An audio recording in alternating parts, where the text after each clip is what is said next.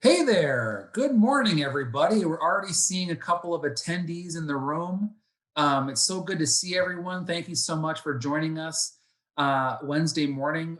Invites went out, and y'all have resoundingly said, yes, this is a topic important to you. So thank you so much for making time for this. We know that everyone's summer is obviously busy with not only professional commitments, but personal commitments, folks on vacation, spending time with family, right? So thank you so much for spending a little bit of time with us. Already 25 of us in the room. So thank you so much for joining. I'm going to lay out a couple of quick ground rules as everyone's getting kind of settled in. We're going to probably get started a few minutes after 11 just to give everyone a chance to get a late cup of coffee or an early lunch and be able to kick back and listen to Aaron and Brian talk about financial wellness for a while. But first and foremost, we have the Q&A and we have the chat open. So if you want to say hello to everyone, you want to say good morning, introduce yourself, tell us where you're from, that'd be fantastic. So if you want to introduce yourself in the chat, please do. And if you have any questions at any time, I always say the worst question is the one you don't ask, right? Because you don't get an answer then. So there are no stupid questions today. Please use the Q&A feature, and then I'll try to hop in at a good time when Aaron and Brian are kind of taking a pause, and we'll be able to actually answer your questions in as close to real time as possible. So thank you so much. My name is Dr. Zach Taylor. I'm an institutional support consultant at Trellis Company, and I help out our team with facilitating the fantastic webinars like y'all are getting ready to look at today. And I see a couple of folks really all over the country. We have Howard College, San Angelo, El Paso, Mizzou, Central Texas College, so kind of all over the map. So thank you so much for joining us. And those of you new in the room who are just hopping in, if you want to introduce yourself in the chat, say good morning, tell us where you're from. If you had any fun Memorial Day plans that you want to share with anybody, please introduce yourself and say hello.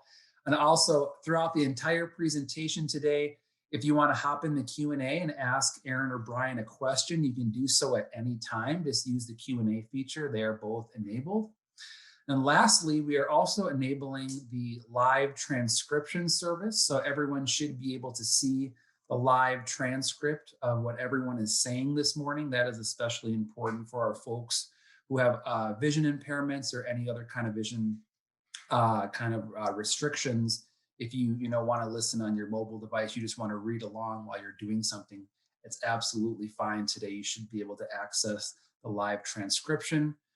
Also, this webinar will be recorded this morning and will be made available, I would say in about a week or so. Our communications team will clean up the audio, make it look pretty. Everyone will be very camera ready.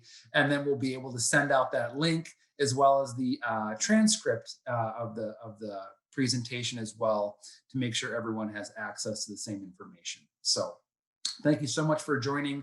Again, since I gave the quick rundown, we have another 20 people join. So last reminders to everyone, just know that the chat is open. So please feel free to introduce yourself to the group. Tell us where you're from. That'd be fantastic. Say good morning.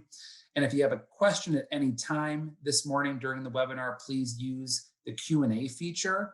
And I'll try to find this time where I can kind of hop in between Aaron and Brian, ask that question. Again, the worst question you can ask is the one you don't ask, right? You don't get an answer. So without further ado, we are a few minutes after 11, and I see our attendee list kind of holding steady. So I think it's probably okay to continue.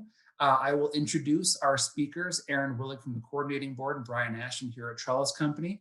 Aaron and Brian, take it away. What are we learning about this morning? Thanks, Zach. Good morning, everyone. My name is Erin Willig. I'm happy to join you this morning from the coordinating board, also known as my office, because we are still working remotely. I work in the Division for College Readiness and Success, and my current title is Director of Virtual Advising and Strategic Student Outreach. You might wonder how that has me working on this project related to financial wellness. And this project ended, end of 2020 or so. And we've just been working on getting everything ready to go and get this report out into the world. And since then, my role has shifted, but I'm really happy to jump back into this and make sure that this report makes it out into the world and into the hands of folks like you who can really turn it into something that is hopefully a living, breathing tool that can help support the work that you do every day. Brian, do you want to introduce yourself? Yeah, absolutely. Thank you, everybody, for being here today. My name is Brian Ashton, and I had the distinct pleasure to co-convene the collaborative with Aaron over the past few years. Really excited to get this report out and to help to advance some of the findings that we have here around financial wellness. Also, great to see so many people from the state of Texas represented here on the webinar, as Zach just put in the chat, but also nationally. And I see a lot of our members from the Higher Education Financial Wellness Alliance that are also present here today. So we're hopeful that some of these findings, although Texas-based, can be used across the country as well. So looking forward to our time today. And as Zach said, we certainly welcome any questions that anybody may have throughout the presentation. Absolutely. Thanks, Brian. So I'm going to start by just giving a little background about the collaborative and what we mean when we're talking about this group. So the Financial Wellness Learning Collaborative was a group that convened throughout 2019 and 2020. We had 13 members from across the state of Texas. And we wanted to bring folks together to really examine the issues that we're going to talk about in a little bit more detail throughout the webinar related to student financial wellness. We really wanted to make sure that we had good representation. So these were the members of our committee. We're really, really grateful for their service and their time. These are very busy people who lent us a lot of time to share their expertise and also to research the topics that are detailed in the report. So as you can see, we had both the geographic representation, but also representation from different types of colleges, 2- and 4-year, and lots of different kinds of institutions, and also lots of different kinds of roles. One of the things that was really important to Brian and I as we were assembling this group was to look not just for kind of the usual suspects and the folks higher up in leadership, although we do have some really great leaders in the group, but also some folks who work really directly with students and are at different levels of leadership throughout their institutions, and bring different perspectives of how these kinds of student financial wellness programs roll out on the ground. So to give a little context, especially for folks out of Texas, I want to talk about why the group was convened. All of you Texas folks should be familiar with the 60 by 30 Texas Higher Education Strategic Plan. But that plan began as a statewide effort in 2015 to coalesce around some core goals for the state. And one of those goals, I won't get into all the goals of the 60 by 30 plan, but one of those goals related to student debt. And so began a conversation that resulted in the formation of the Financial Literacy Advisory Committee. Brian was around during those days, so I'm going to let him speak a little bit to that before we move on. Yeah, so as Aaron mentioned, we really started the process of addressing the student debt goal through a financial literacy advisory committee, and that group met throughout 2016 and culminated in a report in 2017 that provided a series of recommendations for the state of Texas around how we could attempt to utilize financial literacy as a means of addressing that fourth goal related to student loan debt. Those recommendations came forward and were based a little bit more in broader statewide initiatives that were more philosophical, I think, in nature.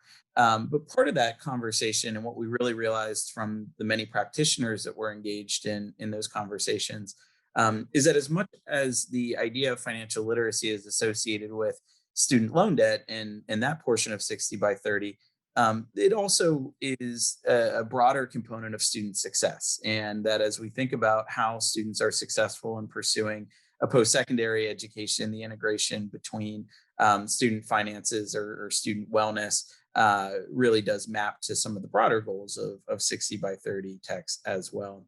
But we also wanted to really take the findings of the FLAC and move a little bit more into making actionable recommendations for our campus partners across the state. And so moving from a little bit more of a macro framing to more micro that could be applied at an individual institutional level. And so you'll see that, really those three critical aspects the FLAC recommendations that we look to address are listed here as the bottom three bullets. And the first one was leveraging the resources of institutions of higher education and stakeholders to advance this idea of financial wellness, to make sure that we increase the number of individuals that were trained to deliver high quality financial education content, with a recognition that we can talk at a high level or holistically about the need for financial education. But if we don't have quality educators, there will be a gap in terms of the growth of our students. And then make sure that information is available to students throughout their educational pathway. And so we certainly recognize that there's a role for the pre-enrollment work. There's a role for work while students are enrolled, and then ultimately as students transition out of the institutions that we all work at or serve, there's additional opportunities to provide that education as well. And so the FLAC was sort of more of that holistic, macro perspective on financial literacy and its role in the state of Texas. The collaborative, which we're here to talk about today, is really more about trying to operationalize some of those recommendations at the local level for many of our campus partners, and excited to bring that information to you here today. Exactly. Thanks, Brian. So the group met as they began meeting. We realized we were going to need to split this massive challenge of talking about financial wellness into some actionable pieces. So kind of aligning with those 3 points that Brian mentioned on the previous slide, we broke into 3 work groups. So the training work group, policy and procedure, and student programs. So the training group focused on that piece that Brian mentioned around making sure we have more highly trained professionals who can really speak to some of the issues of financial literacy and financial wellness. And really excited to share that group helped develop an online, on-demand, free module that's available for folks. It has some specifics to Texas, but it is also broadly usable by folks in other states and available to anyone who can create an account on Texas OnCourse. So we'll talk a little bit more about that. The policy and procedure group focused on understanding key points for policy and procedure changes at institutions. That group had kind of a twofold challenge. We wanted to look at actionable pieces that can be changed on college campuses without necessarily having statutory change, or and still obviously working in the regulatory environment that we know you all work in. So we offered some promising practices and promising things that we think that campuses should look at. And then to make it really clear how folks are doing this, we used a case study model. And so we have some case studies from different institutions in Texas, and also a few that are more national models for how these things can really be put into action. And then the student programs work group had a really large charge of looking at what are the student programs that we are using to teach students about financial literacy and financial wellness. So the first thing that group did was a statewide survey. So this wasn't an issue that we collected great data on as a state. The coordinating board, as those of you institutions in Texas know, we gather a lot of information. We ask you to complete a lot of surveys and a lot of reporting, but this particular topic was not one where we had a lot of comprehensive data. So we wanted to ask some simple, basic questions to understand kind of what the landscape looked like. And then we took that information back, and the report details the findings and kind of what they tell us about the state of student programs. And then the student programs section also goes into some detail about promising practices, and again, more case studies of things that are working well for campuses in Texas and nationally. So here is what our report looks like. And I will drop this, or Zach, can you drop that link in the chat for folks? That would be really helpful. This is available on the coordinating board's website in our report center, and also at this bit.ly link. And it is a beautiful report. Thanks to Trellis. So we're really grateful for their partnership in making this a really easy to use and beautiful tool. So the contents of the report, it starts out with the section titled Understanding Student Financial Wellness. And this is essentially a high-level lit review that gives you some context. And we wanted to put this in here. We know a lot of the folks reading this will have that content knowledge and kind of that base of understanding, but we wanted to make sure that everyone had the same baseline for understanding what some of the challenges are related to student finances, and what some of the literature is telling us. So that's the foundation that we start with. And then we dive into the idea of developing successful student financial wellness programs. We go into those survey results, identify practices and some key takeaways. Policy and procedure follows a similar model. We talk about 3 different areas. Brian's going to go into detail on these: improving financial aid disclosures, supporting the success of students with past due balances, and understanding and implementing emergency aid programs. And then the last section of the report goes into some detail about that training that I mentioned and how you can access it, how it was designed, and some best practice recommendations for how to use it with your teams. So want to give a little bit of a peek into some of the survey results that we saw. So as I mentioned, we started by providing a survey to campuses across the state. We got a really good response rate. So we appreciate, if there are folks who responded on the call, we appreciate you taking the time to respond to us. And this data really gives us a strong baseline for what student financial wellness programs exist in the state of Texas. So as you can see, nearly everyone in the state is providing some form of financial wellness offering to their students. But as we get more granular at the services that you offer, you see that things like presentations and workshops are among the most common, followed by emergency aid, and modules with resources and tools like student loan counseling. Of those campuses that have a dedicated program, one-on-one counseling becomes more common, and they're more likely to offer a financial education course. And you can see, I know this is small, and as you take a look at the report on your own time, you'll probably be able to see this a little better.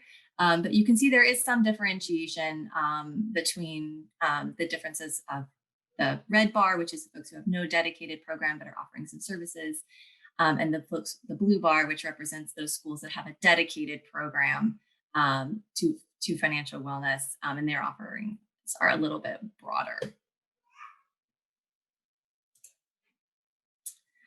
So furthermore, we asked institutions about the size of their program budgets. So in this area, we saw a large number of institutions that had pretty modest budgets of under $50K, with a number of folks saying their budget was next to zero. The second most common budget area was around 100 to 250K. And the very large institutions were the most likely to have that size of a budget. But those large institutions, those were the only ones that had the budgets that were larger than $250,000. So kind of a varying resource distribution there in terms of the size of the budget, but some things that you would expect to see in terms of the relation of the budget to the size of the school. And finally, we know that assessment and evaluation are really critical to the continued growth of the financial education field. And as we surveyed institutions, we found that the majority of them do not have evaluation plans that track their programs. So this was a bit of a disappointing finding, and really leaves us room for growth, I think, as a state, in terms of how we want to see these programs mature. Additionally, we asked about the types of topics that institutions address through their services. We see a large variety here. This is another one that I know is very small on your screen, so I do apologize if you're squinting at your screen. But hopefully you can see the red bar represents all schools together. The yellow bar is the public 2-year institutions, and the blue bar is the public 4-year institutions. We see quite a bit of alignment on some key topics, things like paying for college, student loan repayment, budgeting, and credit cards. And then you begin to see a bit more differentiation between what the public 2-year and 4-year colleges are talking about when you get down to topics like investment and retirement planning and insurance. I'm going to pivot now and hand the baton to Brian to talk a little bit more about the student financial wellness programs and some of the promising practices. Thanks, Erin. As Erin mentioned, we took a look at a working group that was focused on identifying some of the best practices or promising practices in the financial wellness arena. We did this through 2 separate lenses. The first was identifying through national literature reviews what was out there as emerging practices in the literature for financial wellness programs, but then also pulling from Texas specific examples. So pulling from the collective wisdom of the collaborative, but also from other examples that we've seen through TACFEP and other associations across the state that have been delivering financial wellness programming to their students for a while here as a part of the long history that Texas has of developing and delivering these programs. We focused on 3 major areas. The first one that we're going to start with here is peer-to-peer counseling. And so this has been a emerging component of financial wellness programs on college campuses across the country. We also took a look at for credit financial education courses, and then thinking about how we work or partner with vendors and community members to help scale the efforts that we have on campus. So go to the next slide here and we'll take a look at peer-to-peer counseling as sort of the first area that we focused on. So we think about peer-to-peer counseling, there are a lot of benefits to utilizing students to deliver financial education or financial wellness programming. We see the benefit of the peer interacting with another student and that it can make the content more approachable for the student that's receiving the content.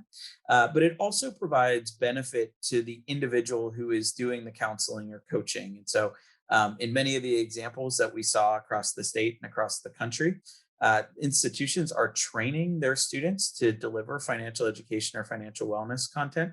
That training provides students with core competencies in counseling behaviors. It also helps them with having difficult conversations or coaching conversations.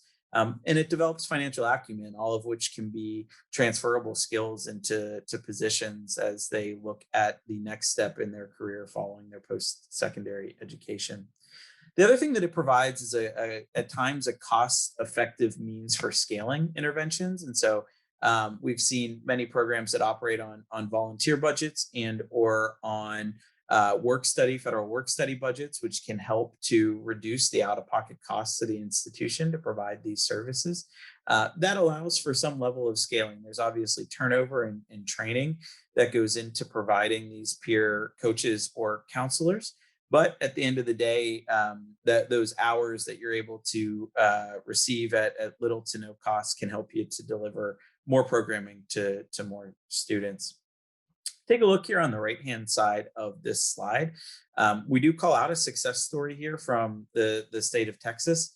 One of our institutions, Palo Alto College, which is a part of San Antonio's Alamo Community College District. They are home to what is known as the Share Center, which provides numerous financial education services, including coaching, emergency aid, online financial literacy, as well as some basic needs support for students that they're interacting with.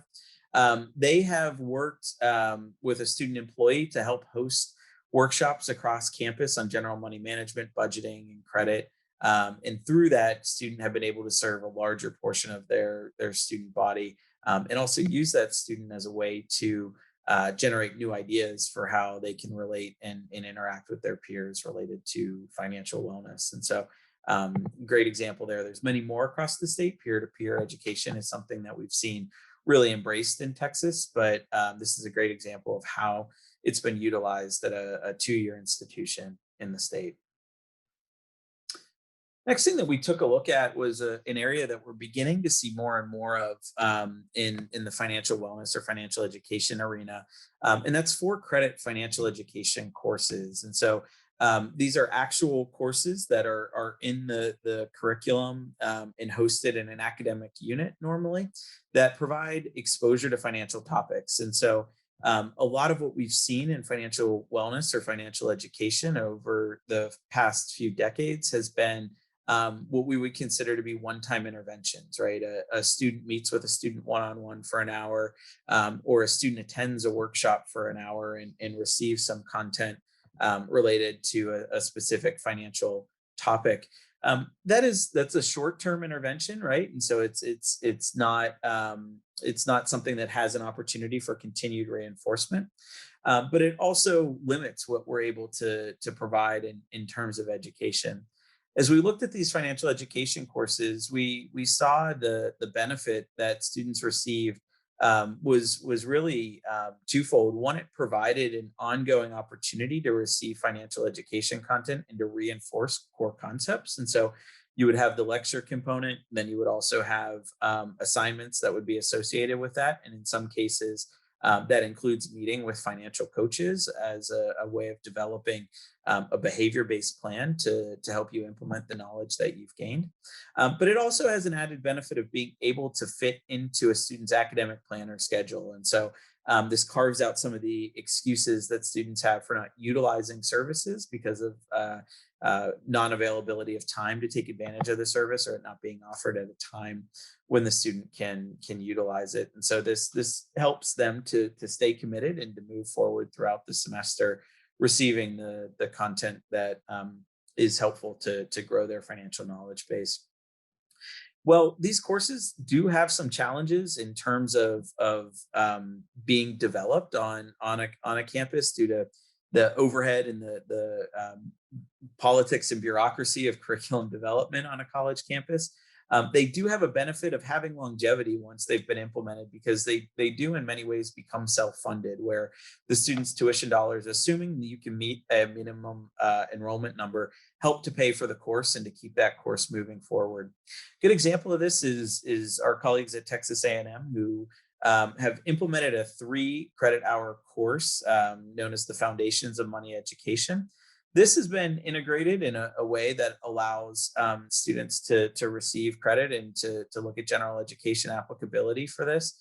But it also has grown in student enrollment. And I think in talking with Nick, I think this is a course that is maxed out every semester that it's been offered. And certainly welcome any additional notes from him in the chat, as I think I saw him on here earlier. But a great example of an implementation of a 4-credit financial education course here in Texas. So the next thing that we looked at was really how do we utilize vendors or community partners to scale the work of financial education on college campuses. We're seeing an increased reliance in Texas, and I think across the nation, on what are known as P3s, or public-private partnerships, to provide services to students. A lot of this started with housing, right, where we began to outsource housing or residential services, as well as other student support services like counseling have increasingly become public-private partnerships. But we've also seen really robust examples of this in the financial aid arena, where we've seen ongoing support services for things like default prevention and exit counseling to support students as they navigate the financial aid process that might not be core to the actual financial aid office's processing responsibilities or duties. Great example of that here with UTRGV, and how they used third-party support and vendors to help reduce their cohort default rates at the same time that they were providing financial education to their students. And they really saw this as a way to have a long-lasting impact on the college affordability agenda that the institution had as a part of their efforts to reduce the debt that their students were leaving, which is significantly lower than the national average as a part of the US News and World Report rankings. We're increasingly seeing this engagement with vendors in the community come as a part of a bank or credit union engagement. And there's been some mixed feelings about the integration of banks or credit unions as a part of financial education on campuses over the years. But with the right parameters in place, including making sure that the information is accurate and non-biased and not leading towards products or other pushes, we see a lot of opportunity to utilize some of those resources to help scale not only the financial wellness services that are delivered to students, but also ultimately over time to think about ways that those services can be used to help support the funding for some of these initiatives on campuses across the state and across the country.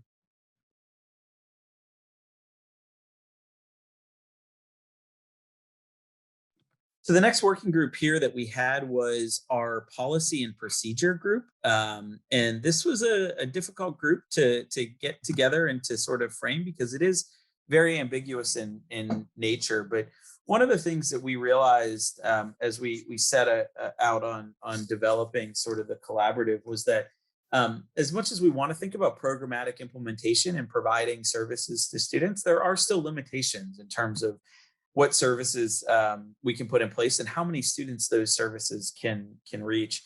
But when we think about the broader environmental context of an institution, students are every day interacting with portions of our institutions that impact their financial wellness. And many of that is governed by institutional policies and procedures.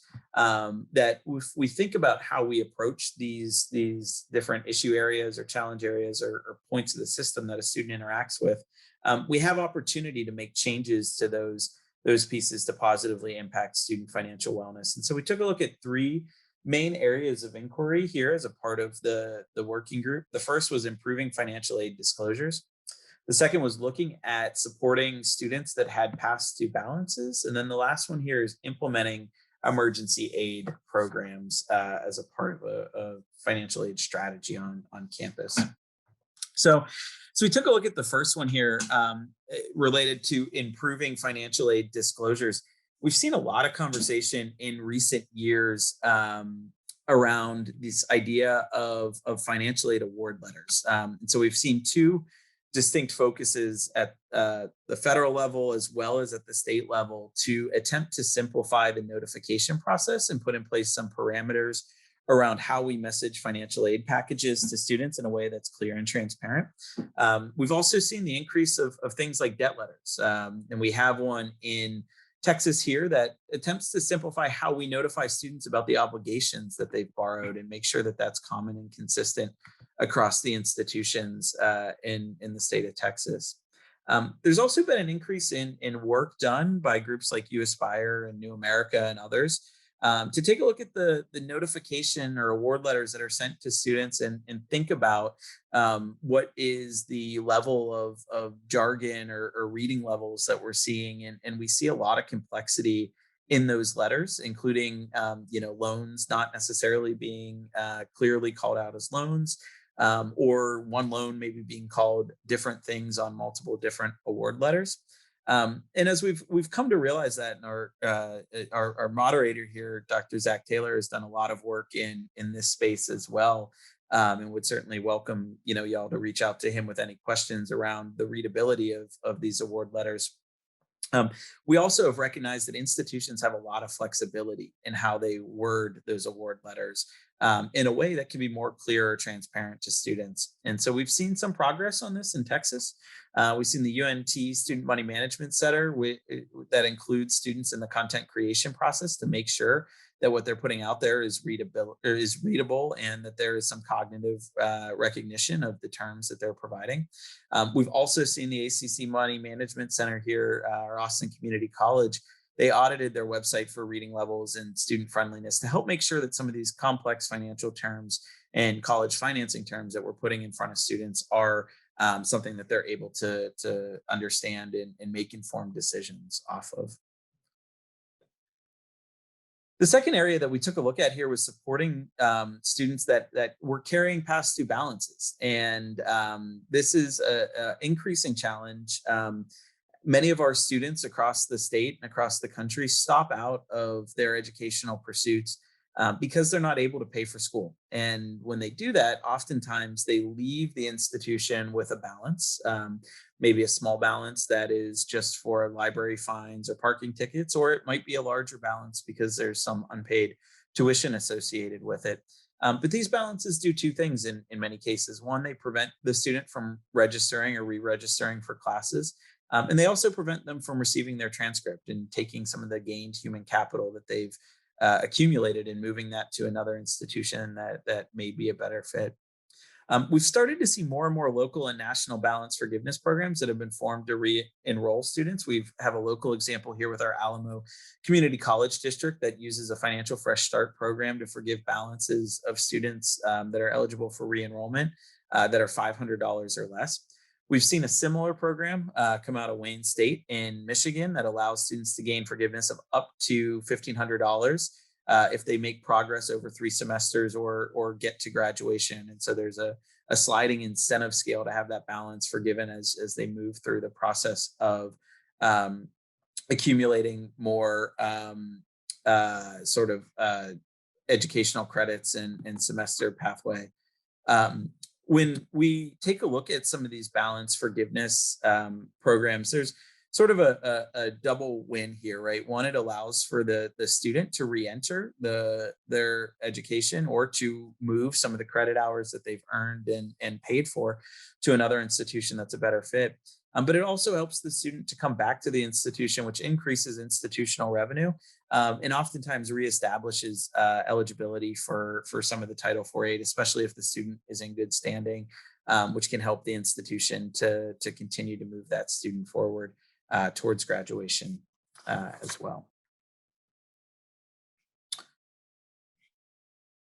So the last piece here that we focused in on, and we did a lot of this work prior to the pandemic, was related to understanding and implementing emergency aid programs. And so at the time, we were really looking at emergency aid programs as a means of work to support students due to a short, kind of unforeseen expense like a flat tire or a laptop repair that needed to occur. And what we were seeing is in research, and including research that Jeff Webster and the team at Trellis have done, that students, struggle to come up with $500 or cash or credit in the case of an emergency. And those small dollar expenses really can derail a student from graduating, right? If they're not able to get to and from campus in a vehicle because of that flat tire, if they lose access to a laptop, or their internet is cut off and they're not able to do coursework, those small dollar expenses can really add up and create not only increased stress for the student, but a barrier to graduation. Obviously, as we headed into the pandemic, this took on a whole new meaning, right? Our students were faced with unexpected financial obligations related to converting to online learning, and the federal government took recognition of that and pumped billions of dollars into the Higher Education Emergency Relief Fund that institutions were able to utilize to establish emergency aid programs. So this became a well-known thing across the country, and something that we certainly hope is here to stay after the pandemic. The example that you'll see here is a response that the Texas Higher Education Coordinating Board and their foundation, as well as the Greater Texas Foundation and the Trellis Foundation, did in the very, very early stages of the pandemic to help provide support to institutions in Texas to supplement the CARES Act funding for students, and to provide some support for those emergency aid elements that a student may experience. So again, this started as sort of trying to repicture how financial aid strategies worked and trying to build in some more reactive financial aid to help students deal with emergencies. But ultimately, as we moved through the pandemic, we saw the rollout of emergency aid at levels that we would never have expected before the pandemic, and certainly not even at scale of what we saw here in Texas with Hurricane Harvey and other events that we had previously rolled out emergency aid to support. So I will now turn it back over to Erin to walk through some of the high quality training elements here that we discussed as a collaborative. Thanks, Brian. Yeah, so to pivot to the final section of the report, which is around the training, want to give you a little bit of background of why and how we created this training. So we had heard through the grapevine, we also had the recommendation from the FLAC that we knew we needed more training. And we had already begun a conversation in a partnership with Texas OnCourse, which some of you may be familiar with. It's a state-funded platform that has a multitude of pieces, but their academy is the piece that we partnered with. And they have free on-demand trainings for primarily K through 12 educators at the time, but we've been lucky to work with them over the last few years to develop out some higher ed trainings for higher education advisors and educators. So the conversation was beginning right at the time that this conversation was beginning about the need for training in the financial wellness arena. So it was just a really nice alignment of our goals and on different projects at the coordinating board. So we wanted to make sure we were getting to the off on the right foot and having the right starting point for this training. So we conducted a small scale needs assessment in partnership with the members of the collaborative. And these are some of the key findings that guided how we shaped the training. So we had very few people tell us that they were really confident in their ability to provide financial wellness education. But we also had very few people who were like, I don't know anything about it. So we stuck with an intermediate level, not assuming that the people know nothing, but also not assuming that they're up to snuff on everything that they would want to be. We heard loud and clear that folks wanted not a dry training. They wanted something that was really scenario based and would help them with some of the student situations that they encounter when they're advising. So that is represented in the content, and I'll give you a little preview of what that looks like. Um, Most of the folks that we spoke with during the needs assessment, and this is probably not surprising to most of the folks on the call, indicated that most of their training was on the real basics of financial aid and student loans, um, and that they were primarily instructed to go through the basics and then send everyone to the financial aid office. And they really wanted to know more about budgeting, repayment, helping students future plan, and do more targeted and thoughtful resource referrals when students had questions. So they weren't just blindly kind of sending everyone to financial aid and hoping they would sort it out. Not that the financial aid office isn't a great resource, because it often is, but it also is not the only place that students can go, and different types of needs might merit different kinds of referrals. And so we wanted people to be able to better differentiate where those referrals might go on and off campus. And then we also heard from folks that there was kind of a lot of differentiation in between different populations. Different populations have different needs, different expectations, different levels of comfort of talking about money in different cultures. So we wanted to offer some kind of introductory training on those topics, and that is all reflected in the module. And then finally, and very importantly, we heard from all the folks that we talked to in the needs assessment that there was a kind of this fear of talking about money, and that they didn't want to step on the toes of the financial aid office, which we definitely understand. And they also didn't want to become financial advisors. These are a lot of academic advisors and folks who work with students in different capacities. And so we wanted to be really respectful of that. And so it's not our intention to turn everyone into a financial aid advisor or into a finance expert, but it's really about grounding in a little bit more understanding and the ability to have empathy for some of those financial challenges and complexities that students face, and also again to be able to better understand those things so that they can refer more appropriately to different types of resources. So that is really handled, we think, pretty carefully in the training. I know, again, I'm throwing really tiny fonts on your screen, and I apologize, but just wanted to give you an outline of what it all is in the training. So I won't read all of this, but you'll see that we start with kind of an introduction. And again, there's some framing in that intro about the appropriate roles and boundaries. And then we dive into the why student financial wellness and matters, and how that connects to student success. Then we go through some of those financial aid basics, dive a little more deeply into responsible borrowing and repayment, do some really, really basic conversations about budgeting. And then there's a section on referrals, a section on cultural considerations, and a section on special populations.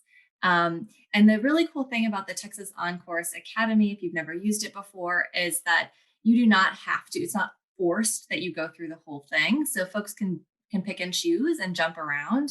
So if they're like pretty confident they know the financial aid basics and they just really want, say, the cultural considerations and special population section, we can, they can jump around. And there's also a search function. So if they're just looking for something on like a specific type of repayment, they could search within the module for that and get a little bit of that information without having to wade through everything else. So it's just a little screenshot of some of the kind of more interactive pieces. So there are these little cartoons, there are some videos, there are downloadable tools like this budget worksheet, and lots of little printable things that advisors could use to hand to students, hopefully when they're in person again soon, or send to students via email to just kind of get them started and have something tangible to work with.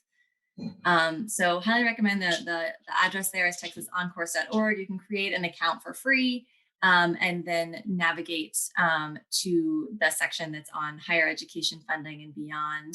And you'll see there are two modules there, one about FAFSA and TESFA that I created with my division and some other folks at the coordinating board that's about helping students renew. And then there's also this module.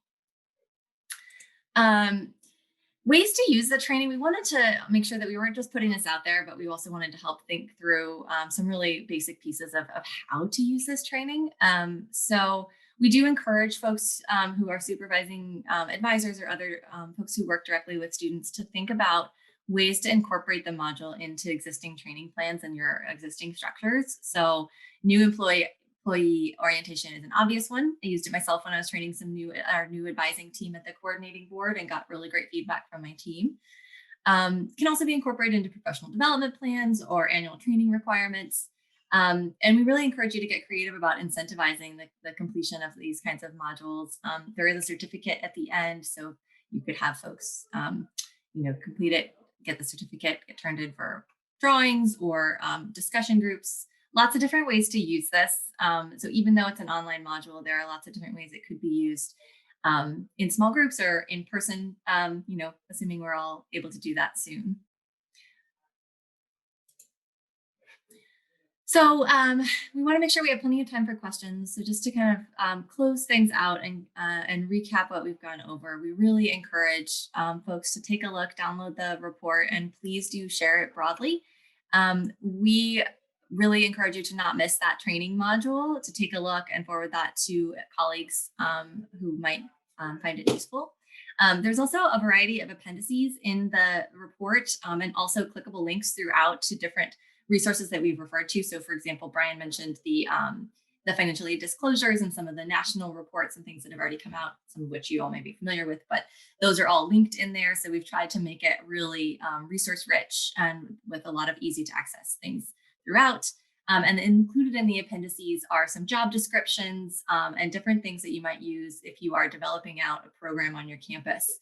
And I also encourage you to follow up with any of the organizations or programs that are mentioned in the report. All of those folks are really friendly and really excited to get those resources out to more students. And I'm sure would be really receptive to hearing more from anyone who's reading the report and interested in what they're doing. Brian and I are also available to, or we'll try our best to be available to provide any presentations that you might want for colleagues or different professional groups that you're part of. And we are also here to support as much as we can institutions as you want to implement any of their recommendations. We also really encourage you to utilize, especially if you're in Texas, but some of the associations and groups like TACFEP. And we have Nick and Brian, who've both been involved in that group for a long time. And I'm sure there's some other TACFEP members on the call that I'm sure would be willing to and excited to talk with folks in the chat or outside of this conversation. Brian, anything you want to add in terms of using the report? No, I think you did a great job of summarizing there. I appreciate that. Yeah.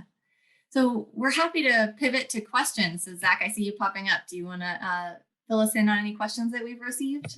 Absolutely, yes. First question from Jim is, are these resources only for Texas folks, or and how do people reach out for more information? We kind of have contact info in there now, but is it just relegated to Texas folks? Not at all. So, of course, we are in Texas. We did design it for a Texas audience, but there are a lot of things in this that are broadly applicable across different states and different settings. So I definitely think there's tons of usable content for folks outside of the state. Great. Another question, kind of near and dear to my heart. Thank you, Diana. As a linguist, I'm interested in this. She asked, I see various programs you shared. How does the terminology affect positive or negatively the outcome? For example, some departments are money centers while others use financial wellness. So based on your findings, do some terms work better than others? That is a great question. And we did not discuss that specifically as far as I know, but Brian, I see you coming off mute, so maybe you have a better answer than I do. No, I was gonna say a similar thing that wasn't really in the scope of what we looked at for the purposes of this report, and I don't believe that we collected that in the survey data. I don't think that the Higher Education Financial Wellness Alliance has collected that in the survey data, although Zach is both a linguist and a member of the research committee for HEFWA. I will defer to you to see if you have a better answer than Aaron or I have for this one.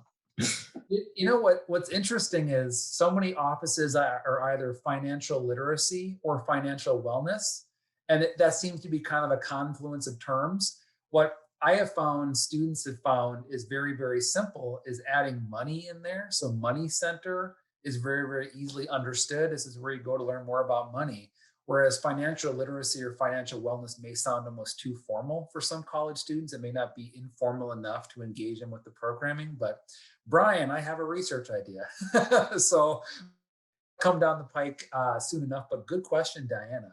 Really Yeah, I good was question. going to add too. I agree that it's a great question, and I think it's one that it's a great opportunity for student engagement to ask that question of your students. Like we mentioned a couple examples of some Texas institutions who are doing that, and I think that's a really great practice for determining a name and determining what really resonates with your student groups. I think it's really also probably some variation between different populations, different parts of the state or nation that you're working in. Yeah, we had another question come in the chat about scaling programs. So, especially for young financial wellness, programs, what would you suggest professionals do to make sure that they can survive past the grant and scale their program and make sure that it survives? I mean, what would you tell folks to do? Yeah, Brian, would you like to take that one? Yeah, I can definitely take that. I think there's normally two or three things that I talk about with programs that are in that phase of growth. The first is to make sure that you're collecting data, and we saw the slide there that talked about the number of programs across the state that had assessment plans in place. When I say collect data, it can be as small as just making sure that you're counting everybody that interacts with your programming, or it can actually be trying to think about a full blown assessment of impact as a part of the work that you're doing. The second thing, and this gets back to sort of what we were just talking about in terms of engaging students, is making sure that the student voice is captured. And so, to the extent that you have a strong student leadership coalition on your campus, utilizing that to become advocates for the work that you do, I think is important. But even beyond the advocacy aspect, making sure that you're collecting both quantitative data as well as qualitative data, I think is really impactful for the work that financial wellness or financial literacy or money management programs do, because so much of this is personal and so much of it does have unique implications for a student, that sometimes those qualitative stories are really the only way to truly capture for administrators or funders or others the impact that you're having. The third thing that I normally say is to look at ways to increase the dependency of your program on a campus. And so I've always said that it's hard to eliminate a program on a college campus that is a mandatory component of a process.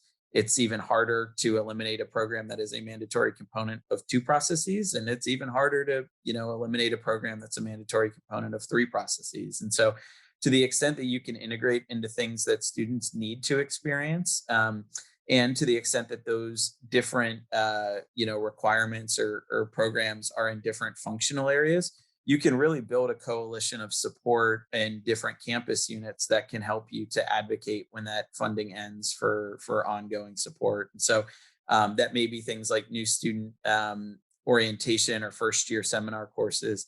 That might be things like integrating into the financial aid process for exit counseling.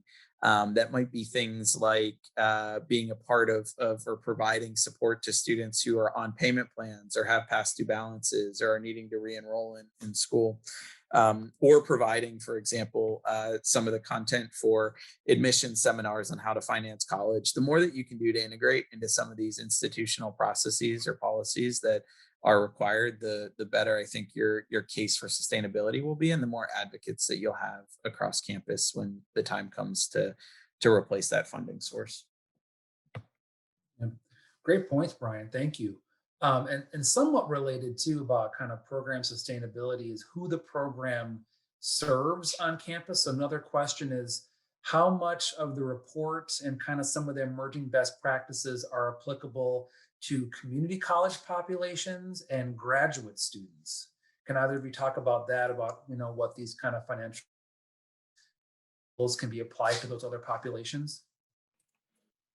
Yeah, I would say there, because we worked really hard to get the representation and to share ideas and things that are being utilized on all different kinds of campuses. I think 2 and 4 year campuses were our priority. We did not talk as much about graduate students, but a lot of the ideas and pieces are still applicable to that population. But I think you're going to find that throughout the report, there are things and examples mentioned that would apply across the board. Brian, I don't know if there's anything more specific than that that you would add. No, I would agree. I mean, the committee and the intent in the survey, et cetera, was to really look at all of those populations, and the survey data and the report is broken out by in some cases the institution types. The other thing that I would just add is obviously there's some things that are more applicable than others. You know, for example, we tend to see smaller past due balances associated with community college students, higher with four-year institutions, um, you know, those types of things. Graduate students, for example, have lower drop for non-payment rates in many cases than undergraduates do. So there are some nuances in some of the recommendations, but really across the board. The other thing that I'd point y'all to is there's been some great work done over the years that looks at graduate student financial education in particular, and showcases that for many graduate students, they haven't had previous exposure. So to Zach's what Zach will always tell me, right, is, you know, about relevance to the individual audience. As you kind of position content to a graduate student, you might need to make it look a little bit more graduate specific, but in reality, that student probably needs the same information and educational content that an undergraduate may need, but the delivery might just look a little bit different as you move through that process. And great points. And especially too, is maybe the pandemic has shifted maybe the adult and non-traditional student population maybe back toward graduate education to reposition themselves a little more competitively in the labor market. Maybe graduate, financial wellness is a topic that other schools can kind of contribute to because it's an essential population in Texas, especially lots of graduate programs in Texas. At this point right now, the Q&A is quiet. The chat is quiet. We got plenty of folks still in the room. Thank you to the over 60 of you who have hung out with us for almost an hour. That is attributed to Aaron and Brian. Fantastic report, incredibly in-depth. One of the first reports of its kind. So a fantastic effort from Aaron and Brian. Thank you both so much. Before we close, Aaron or Brian, do you have anything else you want to leave us with? Just a big thanks for all that you do to support students on this topic and for your interest in the report and the work that we've done. We're really, really hopeful that as this goes out into the world that folks are finding it useful. And please don't hesitate to reach out if you do have questions or would like more information. Yeah, I would just add, I know we have a couple collaborative members that are on this Zoom and call as well. And like Zach said, this was really kind of the first of its kind, I think, at a statewide level to have some of these conversations. And we know that there was a lot of ambiguity, and appreciate all the work that all the collaborative members put into helping us to navigate that ambiguity and come up with some concrete recommendations that can serve a state as diverse as Texas is, and was a really fun experience to work with everybody on this over the past few years. Well said. All right. Well, on behalf of Aaron and Brian, thank you so much for joining us, everyone. Before you leave, please know that you will get a follow-up email very soon with the recording of this webinar. So you'll be able to share with all of your campus and community stakeholders. So don't worry about that. Video is on the way. It'll take a few days, but you will get it. So you'll be able to play this back. And again, the report is available right now, right? The link in the chat, and you'll also get that link up so you can access this recording and the report. So you get all the good stuff. On behalf of Aaron and Brian, the coordinating board and Trellis company, thank you so much for joining me. Have a great afternoon. Take care, and we'll see you next time. Have a great afternoon, everybody.